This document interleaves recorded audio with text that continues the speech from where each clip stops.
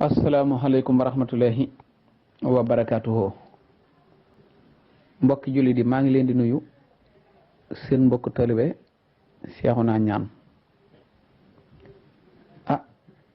di wax julliti yàlla yi nan jugati te taxawati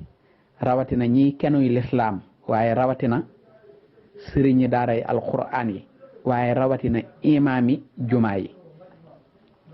kii nga xam ne mooy imam Aliou Ndao dafa am jëf ju ñaaw ju salte jun ko jiñoon téye ko ci kaso bi ay at ñëpp taxaw ni imam Aliou Ndao leen koy waxal dara du ci dëgg yoonu réew mi seetal ko wicc ni leen ko doon waxal dara du ci dëgg. kon bu continuer jaamu yàllaam di xutbay lislaamam di yee jaamu yàlla yi ay la yéwén waruñoo dem ba mu yàgg ñuy ñëwaat naan ay procès mag nangam. man bi ma ko déggee dama ci am sikki sàkk mais sànq bi ma wootee ci rajo RMD Doudou Coulibaly moo ma ko confirmer c'est parce que nee na xawma procureur bi moo defaat appel loolu mooy lan